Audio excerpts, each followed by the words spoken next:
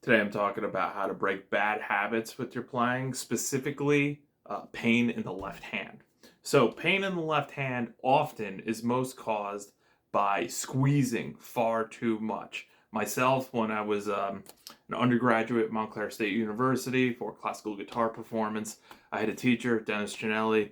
He was the one who got me to realize that I had large sort of muscle cramp buildup in both of my thumb muscles from playing hours and hours and hours a day over the course of about 4 years.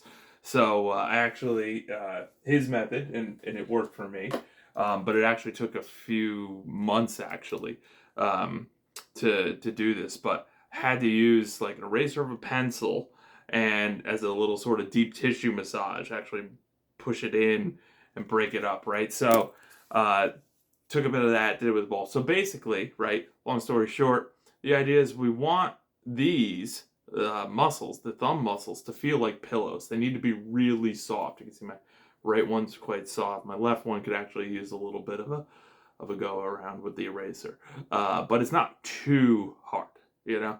And that just sort of shows where our pressure is going right now. When I teach left hand, one of the concepts that I really try to get across is the fact that the strings, guitar's on, the strings only move from here. You see, they're very easy to move, but this is a solid piece of wood. Think of it like a door. It doesn't move, you know. It's just a beam, okay? So, and our hand is not a vice. So if I squeeze with this, the thumb muscle this way, I don't automatically get that same pressure. I don't get that the complementary pressure of my fingers. So I could squeeze that muscle all I want. You can see it's very hard right now, but and I got nothing going forward.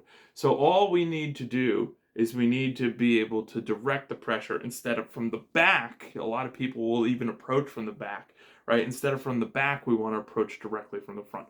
Directly from the front with the pressure. That means that we want to curl the fingers enough to be pointed at the guitar and be able to put down. So the very first thing when I teach left hand is actually teach that, how to put down all four fingers on one string, and have them all down at the same time. Right now, for especially, I've got my SG here for a lot of rock style playing and all that. We want the thumb over the top of the neck. We want to bend, right? I mean, that style is great. I love it. I played it so much when I first started. All that stuff. Great, right? The key to that is to really be looking at your wrist and your forearm level.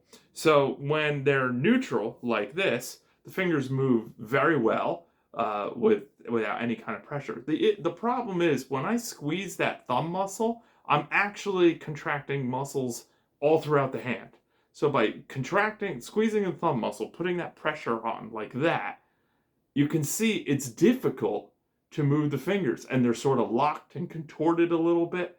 And I am literally moving as fast as I can, and I'm just holding that thumb muscle tight. And you can even try this at home, right? And you notice that. Now, if you relax that thumb muscle, there's your agility, okay? Moving from the large joint here, okay? So you start moving from the large joint, you start to get a feel of exactly what you need to do to have, sort of faster, easier, effortless playing. Again, I'm not even holding the guitar, I'm just playing the air. But this shows us that the amount of pressure that I put into my hand directly affects the other aspects of the hand, right? So going back to this, right, one of the biggest issues I've seen with players through the years is anybody who does this, who gets especially the base of the palm to touch the back of the neck, all has hand issues. Everyone who's came to me who played like that all had pain in their hand, and for understandable reasons. Would you want to walk around all day like this? And would you want to try to do the fine motor skills of the fingers like this? Absolutely not. No. What we want is a relaxed hand like this, right? Totally relaxed, right? And if I'm going to the guitar, I want the neck at a level where it's not too low. So if I play on the right leg here, I can come from the back. You see that? But I still have. Sorry, I'm running over my cable. I still have neutral. It's neutral right there. I'm not doing this. See, I'm lifting up the shoulder if I'm doing that. I'm pushing it forward, right? And then the thumb can be very over the top when you do that. So much so that it covers like most of the strings, you know? Generally, though, if I'm playing like this, and say I'm even laying the thumb over the top a little bit to sort of get it out of the way, look how difficult it is for my first finger to even reach all the strings like this. You want to think about it as this way. There's no need to hold the guitar entirely in its weight with your left hand. That's what the strap is for. That's what resting it on the leg is for. The guitar can stay put. I'm using a footstool right here because I like to play on the left leg with the neck elevated, classical style position. Great for stretching and all that. And I'm always playing with a very wide stretch. So yeah, I sitting like this. The idea now is I get to come from underneath the guitar and I have a gentle curve to the forearm and the wrist. The more bend I have there, the more pain. This will be tendon and ligament pain. Okay, so the lower the neck is, the more I try to get in front of it. So if you're one of these kinds of players and you've worked with someone or something and they tried to tell you to, play underneath the neck, get the fingers pointed at the guitar, right? And you're having on the right leg here. To do that, you're either bending over a lot or you're doing something like this, where you're really, really underneath and you're like, this is very uncomfortable. That happened a lot when I started teaching. The idea then is to get the neck elevated. So if you're playing with a strap, that's sort of perfect because it puts the guitar directly in the middle of you, right? Just like when I stand, the guitar is directly in the middle of me. That's what I want. When I sit with it on the right leg, now it's over here. And now to do that, I have to actually lean over a little bit, twist my torso, and that's where the lower back pain starts to happen. Right? That's my experience with it, especially at least, right? So having an elevated position with a little bit of an elevation of a left leg or just standing when you play will do the job of getting the guitar in the middle, right? So now the guitar's in the middle, the neck is at an advantageous angle.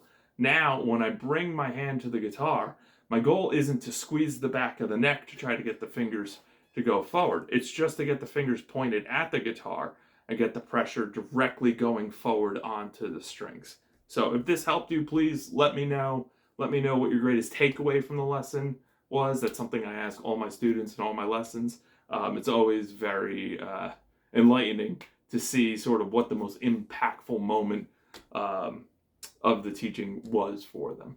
And if for you feel like you want some help with this kind of stuff, you're tired of playing in pain, it's been years you've been doing that, or you've got really bad habits and you want to undo them and you want results now, please send me a message. Let me know your specific issue. I've helped tons of people with tons of issues through the years, myself included. I had a lot of great teachers, and problem solving and strategy is the fastest way to get the progress that you want to have in your playing. And then you practice those solutions that you come up with from the experience of problem solving and strategy. And that is how you train new abilities into your playing. So thank you very much. Be well, happy and healthy playing.